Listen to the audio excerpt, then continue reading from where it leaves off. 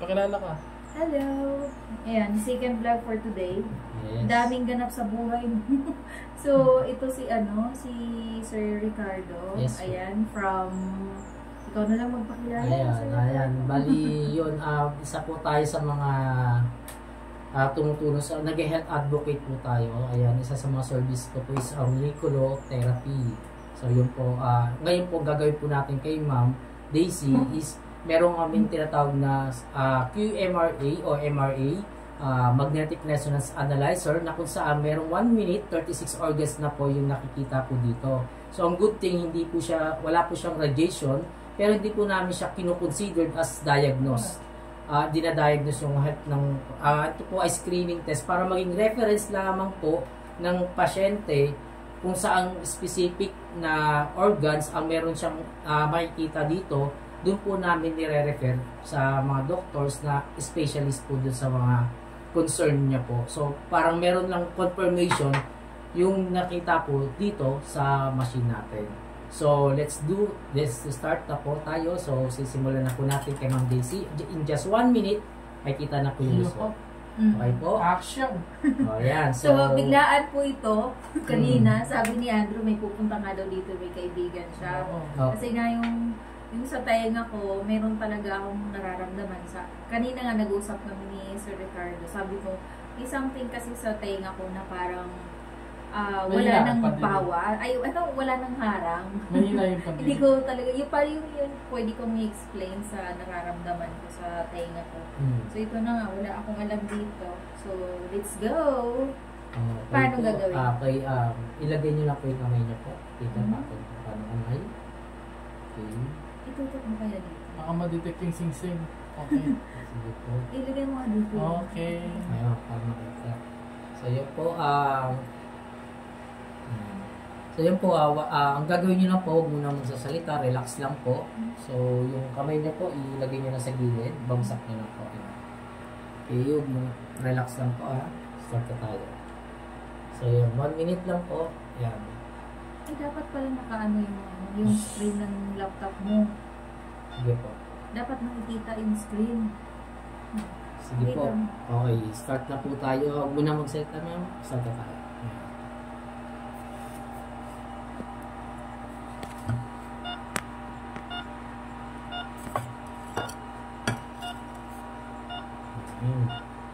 So, may huwag muna magsalita, ma'am. Relax lang. Ayun. So, yun po, habang nire-read po ng ating device, ang good news lang ho kasi dito is wala pong radiation na papasok sa katawan ho niya. So, ang ano lang po ito, ginagawa po natin, screening test po ito para at least yung tao ma-aware kung ano yung mga possible na makikita dito, yung mga future na pwedeng maging sakit talaga nila. So dito po, mapiprevent na po natin o maayos na po natin, ma-advise natin ano mga dapat nilang hindi dapat gawin. I-advise po natin yun, mga dapat kainin at mga makikita din po natin dito yung yung ano ng tao, attitude din na nadidetect. Attitude detection? Yes. Para tong lie detector din. Alright, so tapos na po tayo. So, gano'n lang po siya kabilis. Thank you. 60 seconds pala. Yes, ma'am. Ayan po. So, for now, I want to keep secret kung ano man yung result. Okay, pause mo natin. Hindi, okay lang. Huwag mo lang natin sabihin dyan. Okay lang. Check doon. Sinubukan ko mag-ganyan. May bayad yan 50. Tinitingnan ni Sir Ricardo yung result ko sa computer. Habang pakialaman ko na itong quantum resonance. Di ba naka-video? Naka-video ba? So, ayan siya, itatapat yung kanang kamay dito for 60 seconds. Tapos, i-analyze na ng device yung result. Result ba? Kung ano man yung makikita ng device na kung may bulati ka sa tiyan, problem mo. Pati daw yung ugali ng tao. Tapos, makakonect ito sa computer. So, nata-transmit yung result sa computer. So, ayan. German technology daw. Sarami natin. Excited na ako sa gagawin mo sa tainga ko. Ay, imamasahe doon. tawag ito, pipindutin, may pipress lang doon sa points ng katawan. Nasa Ilang tenga. points yan, no? Ang dami niya sa'yo, no? Parang Oo, 1, 2. kasi ang ano ko, sa mata ko, yung vision, tapos yung sa Pagiliran mo. dito sa likod, yung buttocks, tapos sa shoulder ko. Yun yung sa'yo. Yun yung concern ko. Sino naggawa sa'yo? Yung Ikaw lang? kasama ko. Hindi Okay. pwedeng ako kasi hindi ko makikita. Oo, hindi nakita. Mahirap. So, yung kasama ko... Unless may salamin ka, nakafocus ka. Oo. Mahirap din eh. Pag Mahirap ay, din. sa salamin din. Iba pa rin pag may kasama. Anong ginagawa mo? Araw-araw? Usually ngayon, ito yung ina namin, pinupuno. Parang on-call ka? By appointment. So, nire-repair lang. Oncology. Oncology. May point ka din. So marami ka, may market ka na talaga, na nandyan lang sila. Like, kung meron kang bagong pwedeng offer, puntahan mo lang sila. Talaga? Tapos product movement din po, malakas din po kami kung may mga existing product. Usually product nga po namin, yung vitamins. Pero yung Alkaline. pangmasa yung ano nila, yung mga product nila doon. Hindi distribute. Pangmasa. Pero kung may mga kliyente kami may pera, usually yung pork may mga recommendation na kami yan dati. Oo, ewan kung bumili pa sa... So, ay ito na yung comprehensive report card daw. So, Ilang pages na ito? Pag mas maraming pages, maraming issue. depende po sa ano yan. Pag konting pages, wala masyado issue. Yun yung sabi sa akin.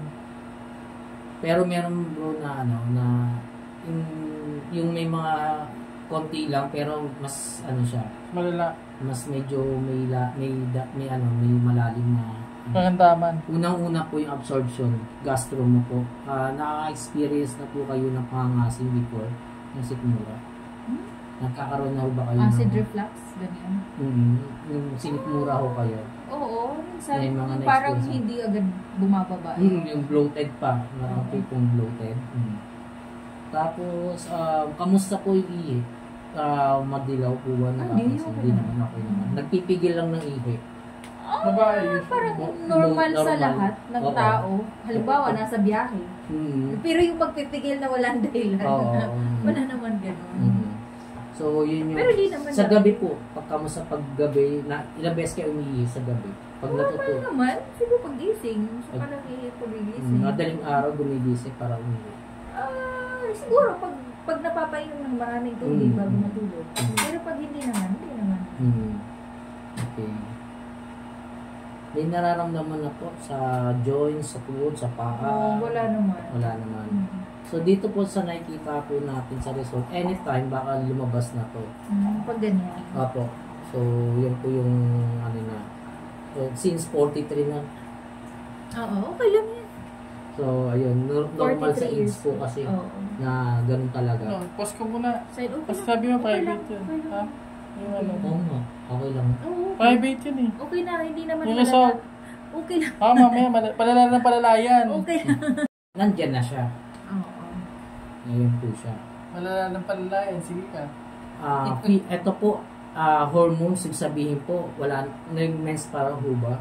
Grabe ka naman, Ricardo. 43, oo naman. Normal. Hindi, kasi mayroong mga Normal. 43, ano na eh, wala Wala. na, Normal. normal naman. Ngayon po sa agad, 43. Aga dun na. Meron, Thyroid, ano yan? kasi eto po, i-explain ko lang din po, possibility po, pwedeng may concern na sa hormones, hindi lang pwede mahirap na magkaanak, ganun siya. Yung mga ganitong lumalabas. Next. So sa breast, hindi na sumasakit sa Wala breast, naman. wala pa. Okay. Pag may menstruation po ba? Ngayon, kailan last, Kakatapos lang. kailan po yung days? Like 1 week ago. 1 week pa lang. Okay. Collagen? Baka umapekta diarrhea, rin ba yung singsing, no? Kaya Alcohol. medyo marami. alcohol allergy, Metal. food, ano naman Bakit yung sa heavy food? metals yung magpo-fall? Detoxification. Ito, vitamin A, isa sa kailangan mo. Vitamin A. Carrots. Puyat to. Ito good. So, madalas ka sa gadget na. Dahil sa gadi dyan. Sa lahat, Gabi. tayo yata lahat yun. No, mostly. Sa gabi. Yun. Alcohol allergy index. Hmm. Mataas ba yan? Ito po, 4:32. nagdi-drinks, nagiinom, okay? Minsan yun. Minsan, no. Once a year. Tooth. Ang taas naman ng tooth. Sa tooth po yan yung possible, pwedeng nabunutan na or napastahan. Hindi na yung talagang buo yung ngipin. Okay. Kung May pasta. na-detect po yun. Ayun, may mga pasta na. Ano, detoxification and metabolism. Taas Ah, naman. Ito po yung normal nyo po. Hindi, 6 point. Ito po yung normal nyo. Yung metabolism, so ibig sabihin yung function ng metabolism po natin humihina na kaya nakita natin. So, anong normal? Ito po normal 6.1 to 8.4 Tas sa yung inyo sa akin? 1.4. Ay, ganun. Opo. So, paano yan? Mababa na. Bumababa po yung metabolism. Ano yan? So, ang possible, lumalaki ang ano katawan ng yung tao. sunod? Sa thyroid? Sa thyroid po yan. Sa puyat po nakukuha to mostly. Kung madalas po tayo magpuyat. Menstrual cycle. Opo. Ano yun? Sediment. Sabihin po yun nga, yung hormones natin. Grabe So, naman, ang taas. Mababa na rin. Okay, blood clot yun, no? Puyat po ito. Lumalapot dugo. Tapos may hingal minsan na-experience. So, ang normal niya is 1.8. Opo, ito po yung mataas. 889. Oo, mataas siya sa normal nyo. 1.043, ito yung So, actual. anong mababa? Mataas po yung blood fat. Hindi, kasi yan yung normal eh. Ito po yung normal nyo. 481. Dapat dito, hindi kayo lumagpas po kayo sa normal nyo. Ang actual nyo po is 1.8. Anong edad pwede magganito? Pwede na po sila mga 9 years 9 years old. Hanggang... Kahit ano age. na, Opo, kahit any age na po siya. Dami pala niya, no? Left ventricular sa puso yan. Baka meron na ho kayong na-experience na parang palpitation o parang kumikilo. Pag galit. Napapalpa. Na high blood. Once. Naninikip-dikip. Naalala ko once. So, kasi galit na galit ako. Ayun. Ito po yun. Pati nga niya sa liver. Lahat So, pala yung... detoxification yung black. Check po kayo for confirmation fatty liver na po. May lumalabas na. Diyan? Fatty Ang normal liver. is 97. Opo, 0.97, 0.41. Sa inyo, 0.665. So, Nasa moderate lang po ito. Nasa moderate pa lang. Average, kumbaga. Average na siya. So, ganun din po. Iwas muna din sa maanghang, maalat, mga mantika. Yun po siya. Sa akin, lalo kung mahilig kayo sa labas kumain. So, hindi natin alam kung paano nila niluto yung foods. Yung lung infection. Ano po. Ano yan?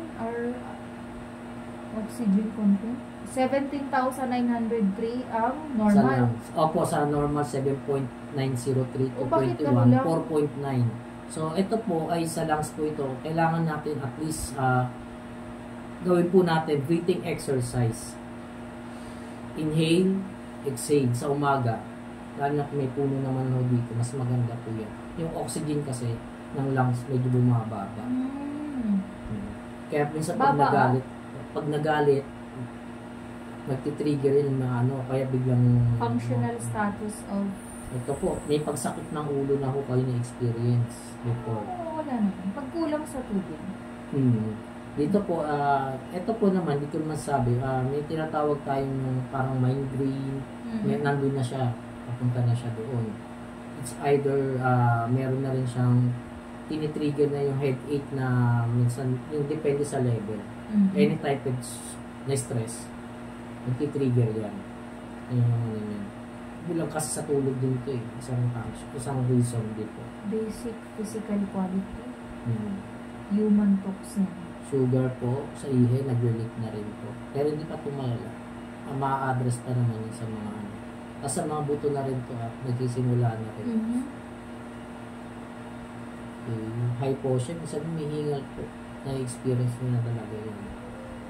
Pag umaakyat, Oo, siguro. yes. Okay. Tapos sa mga trace mineral, zinc, mababa, yung calcium, copper, silicone. So, basta yung gitna yun ang normal. Opo. Yan. Di ba dapat mataas? Hindi po. Depende po sa, eto po, mayroong mataas, may mababa. Depende nga po yun sa mga function niya. So, kapag mataas, yun yung abnormal pa rin. Kapag mababa, abnormal pa rin. Opo. Parang high blood. Di ba? Pag Sobra. High blood, Kulang. mataas. Pag low blood, may ano ka. So, same thing lang siya. So, dapat talaga normal is balance. Oo. Pag mataas, kailangan ma-regulate. Opo. Pag mababa, Adjust pa rin kailangan na i-normal mo po. So, Yan ang ano natin. ang treatment dyan, depende kung mataas or mababa. Okay.